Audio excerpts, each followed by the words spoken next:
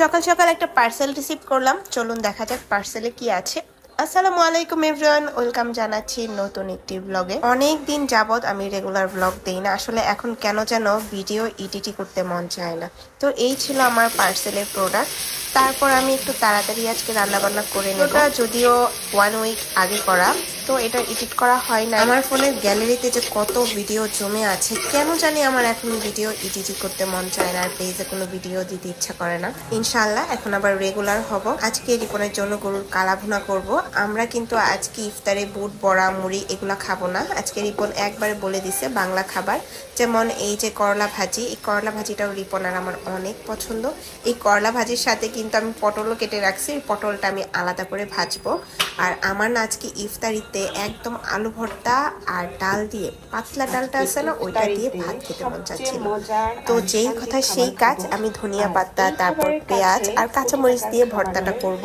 যেহেতু আমার বুক চলার একটা প্রবলেম আছে, তাই আমি কাঁচামরিচ দিয়ে ভর্তাটা খাই, আর সরিষার তেল দিয়ে এটা তো মাস্ট লাগবেই। একবারে আলুগুলা চটকায়ে চটকায়ে সুন্দর করে ভর্তা করে নিছি, যেমন আমি একবার আমার মন মতো করে চাচ্ছিলাম।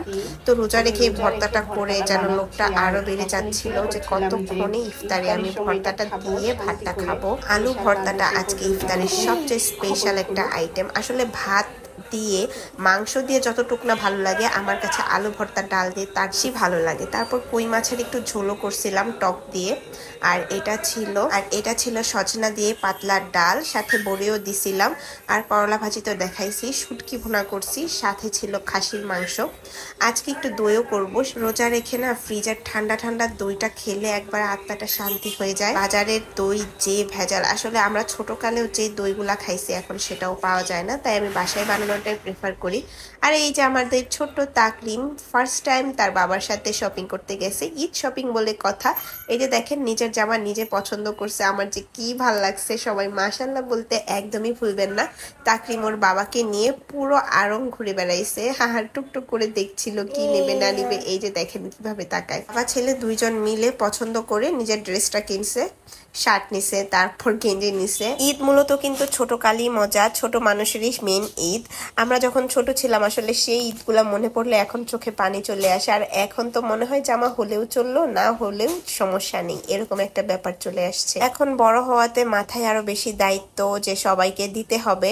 নিজের চেয়ে সবার চিন্তাই এখন মাথায় বেশি আসে। নিজের কেনাকাটার থেকে অন্যকে যদি কেনাকাটা করে দেওয়া যায়, ওইটাই ভালো লাগে সবচেয়ে বেশি। তারপর এই যে দেখেন বাবা একটু কেনাকাটা করতে চাচ্ছে, আর তার বাবাকে সে নিয়ে আসবে, কোনো কেনাকাটা করতে দেবে না, যেন তার সাথে ঘুরে বেড়ায়। আকরিম বাবাটা যা দুষ্ট হয়েছে, সবাই আমার বাবাটার জন্য অনেক অনেক বেশি বেশি দোয়া করবেন। আর আমাদের তাকরিম বাবার পক্ষ থেকে আপনাদের সবাইকে ঈদ মুবারক। সবার ঈদ অনেক অনেক বেশি ভালো আর সুন্দর কাটুক, আর সুস্থভাবে সবাই ঈদ করুক সবার আপনজনের সাথে।